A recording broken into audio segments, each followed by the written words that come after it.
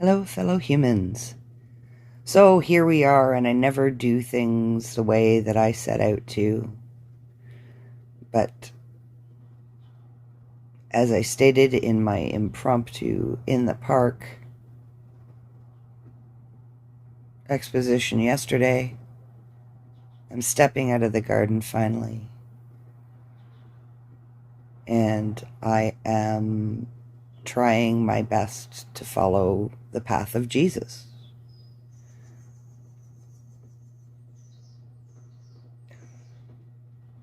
I am focusing primarily on what he is reported to have said. There's a whole lot around what he says. A lot of it is context. Some of it is perspective of the people who report it. I understand that we don't have texts from the actual time that this man reportedly walked the earth.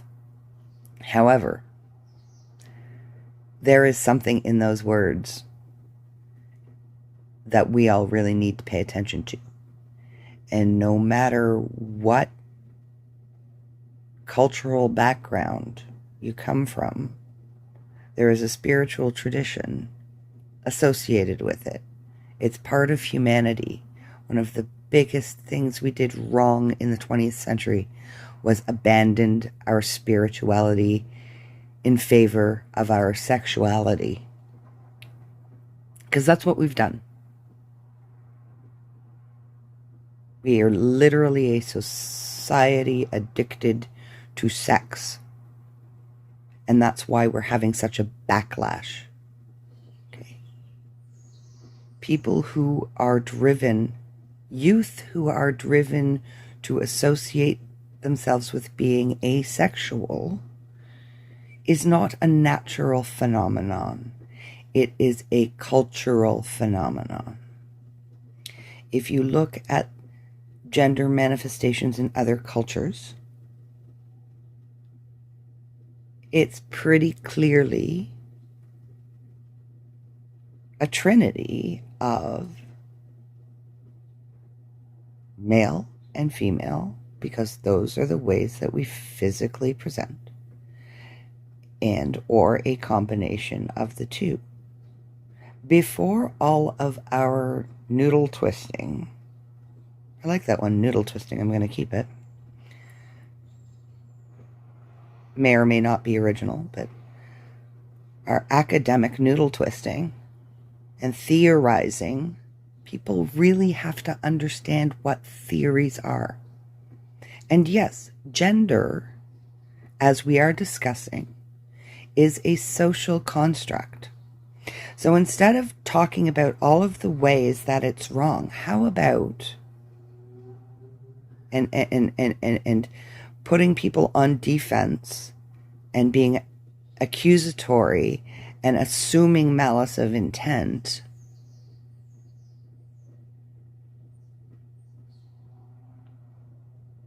and deciding that, oh, this is uncomfortable, so we have to change things, we have to mess with them. I'm sorry, but that is my personal belief, is that the 20th century took us so far away from what we naturally are.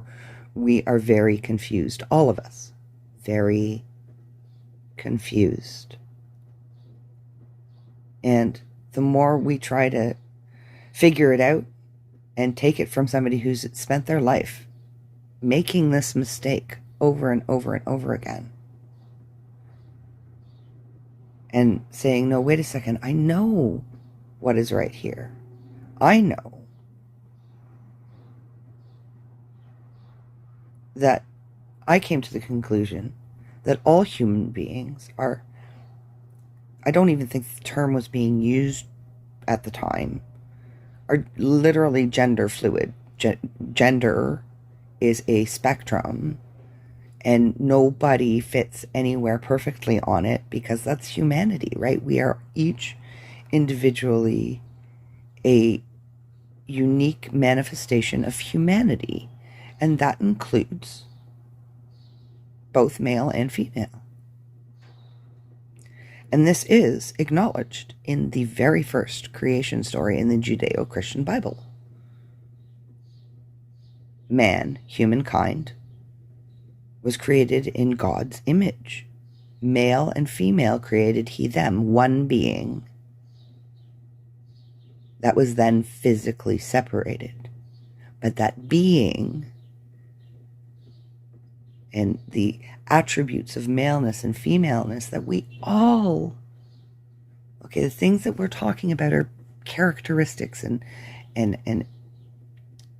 personality types and modes of expression. And they got divided up between male and female because they're generalizations. And I have to note the importance of actual biology, which is science. It's very important to make the distinction between how we've been separated. It's part of the human condition. We seem to think that we can fix the human condition. There is actually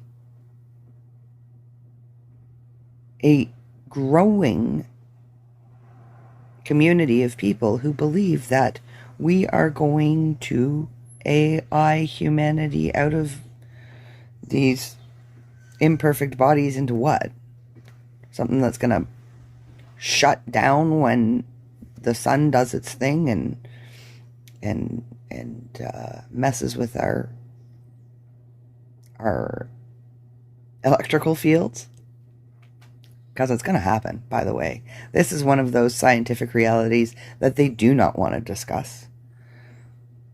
Be prepared to live without technology. We can choose it, or we can just lose it. If we cannot live without it, we have a problem. I'm not saying live without it, but if we can't survive without it, we have a problem, because there are realities that we need to start facing as humanity. We need to stop being distracted by our individualism that really is just becoming like a complete pasteurization of us.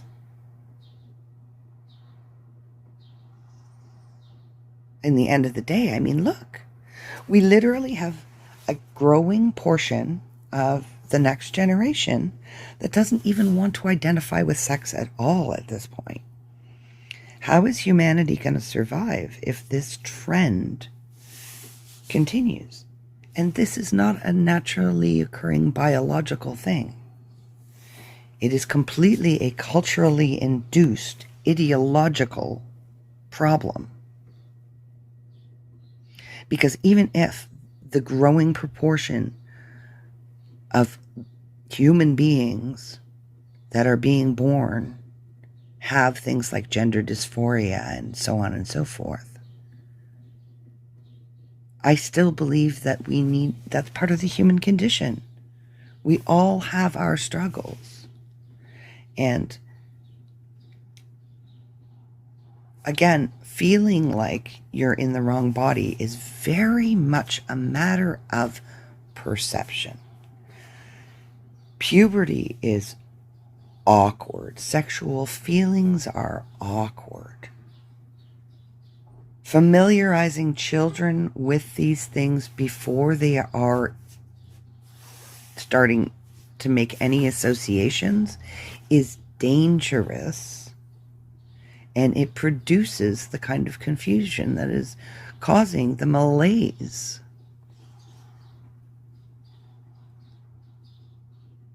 Of generations.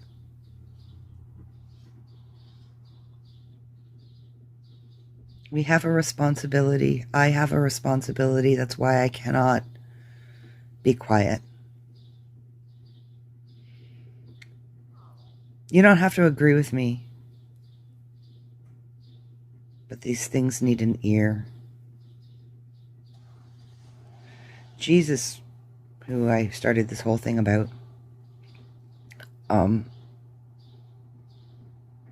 was the way. And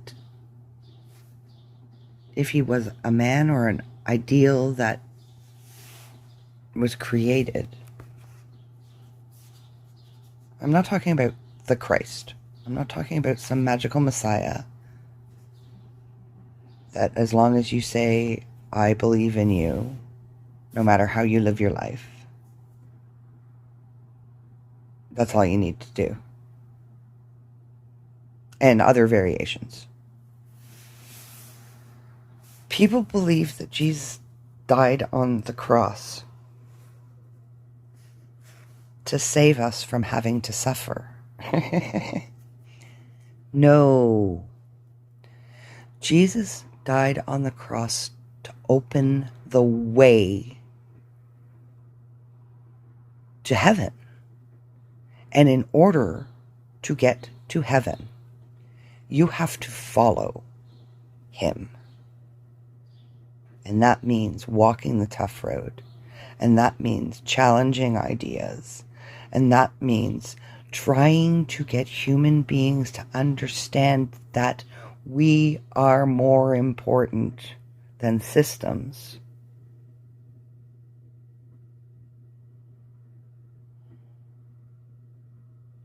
That's the Jesus I know. I think I was somewhere in the ballpark of 5 the first time the story of Jesus losing his shit in the temple resonated with me. There was something about the way it was presented. I was raised Catholic, and I will tell you that going to church was, as a child, that was a special place for me. It was a safe place for me. And it was a safe place for a lot of people. I understand that it wasn't for a lot of people, but it very much was a safe place for me. So as much as people don't understand why I get super offended at the way people bash Catholics, I had a very different experience. My experience.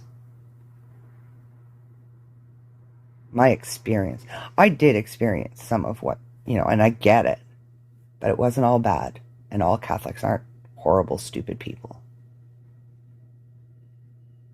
No more than anybody else. And if we keep trying to find a group to blame, that's how it lives, right? That's how the beast lives, you feed it.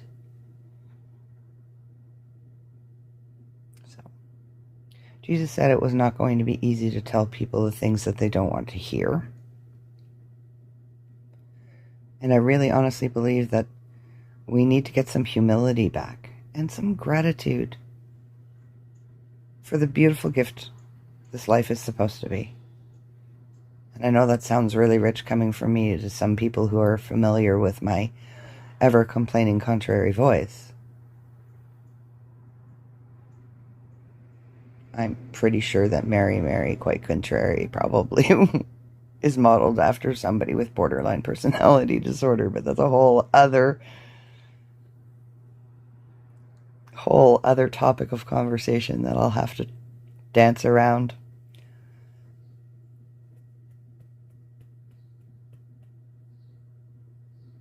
I believe in humanity. And I believe that we can recover from this gross state of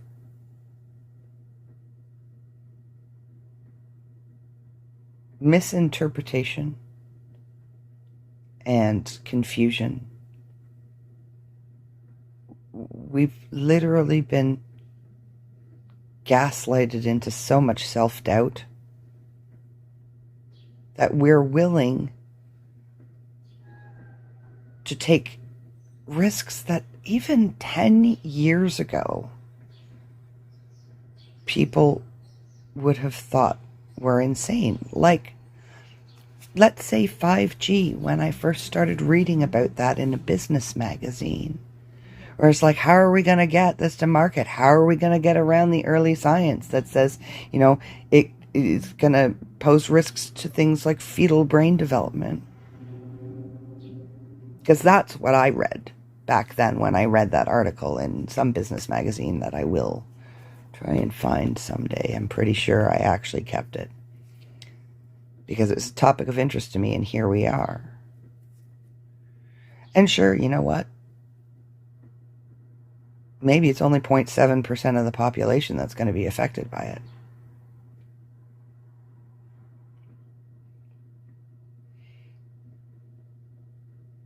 I am going to strongly suggest that people think about that particular statistic and its relationship to some other health concerns,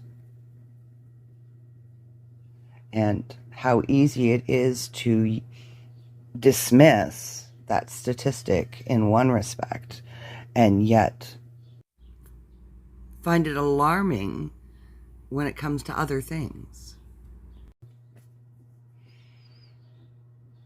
I just want people to think about it. Think about, well, we make a choice. We make a choice between our now and humanity, our contribution to it. It's so funny because somebody else actually brought that up the other day, and after I got a degree in business management, which I still don't understand why I put myself through that. I do, but anyway, it is what it is. I decided I wanted to try and find a way to make a meaningful contribution. And all I ended up doing really was making myself crazy. Trying to be something that I'm not, and living against my own values. And I think that that's why there's so much malaise, is because we really inherently know that all of this crap that we learned as kids, like the programming I got, is pretty... programming that we're giving. My issue with things like critical race theory and introducing it into the school system is we're literally teaching children that their race is inherently racist.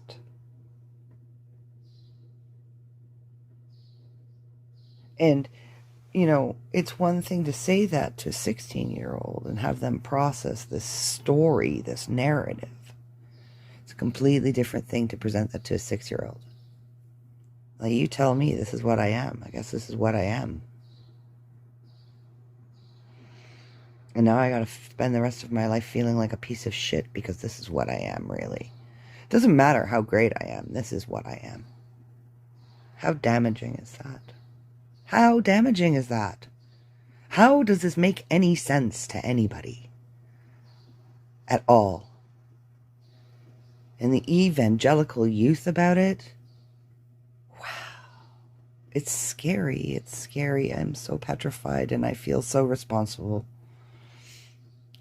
Because this cup sat before me over 30 years ago and I said I don't want it. And I tried to avoid it. And I tried to take it up every now and then, and I'm a chicken shit. Or I was. And now I'm pretty sure that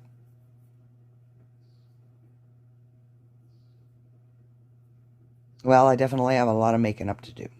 So, on that note, I'm going to thank you very much for listening. I'm going to ask you to kindly consider the things that I'm saying and understand that they're certainly not judgments. They're mostly the experience of doing the things wrong that I'm talking about. We all really have a very serious choice to make right now, particularly in Canada. We're in a dangerous situation. I mean it. The decisions that are being made right now are going to lay the groundwork for whether or not we are going to be able to be actual self-sufficient individuals.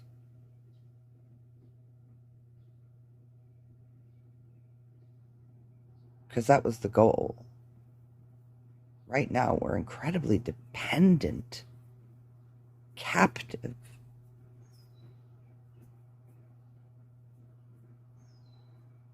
Citizens, are we? How much do you actually participate in the decision making in this country, in your city, in the province? Fact of the matter is, most of those decisions don't make a hill of beans. Blip, blip, blip, blip. Yes. Bloopers are alright. My rantings about car culture are a perfect example. You can regulate and put up signs and lights and continuously inconvenience and deprioritize the most vulnerable people in the situation in favor of the most privileged. That's car culture. It's ridiculous how long a red light is in my neighborhood because they cater to people who race it and run them. And pedestrians have to sit on corners for longer and longer periods of time, and we have to request the right to enter intersections. And then when we do, we're being hurried and bullied by people who can't just put their foot on the brake and wait for a couple of seconds while our bodies pass in front of their cars. And yeah,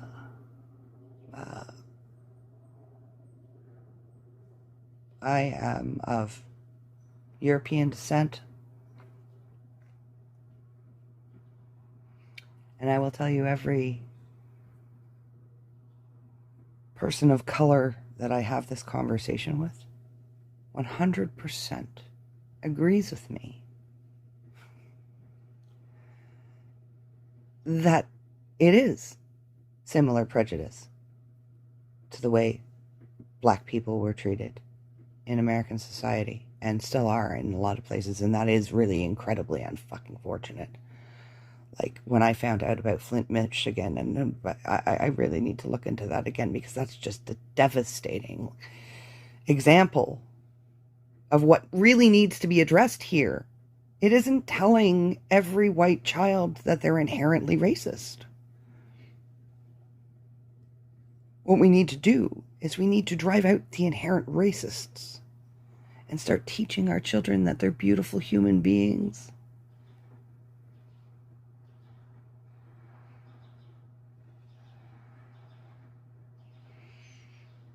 And that may just be enough for my first real leap out of the garden.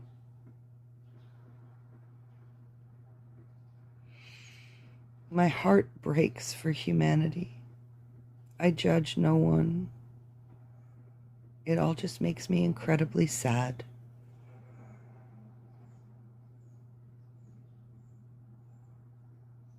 And I'm sorry if that hurts or if that offends anyone. I gotta tell you, there's so much that offends me, and I'm not allowed. I've never been allowed. I'm not allowed to call drivers. How dare I? How dare I? People who mindlessly, individually, thinking that they're just one person. Everybody continuously endangering my life.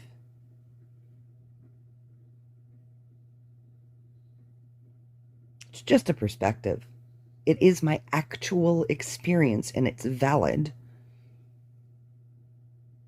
And it may not agree with your theories. It's what's actually happening in the world. Perhaps we should start just interacting again and see what happens. Stop expecting judgment and stop expecting malice of intent. Start just, greeting our neighbors. Maybe.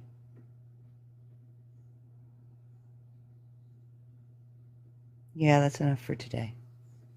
Thank you very, very much for listening.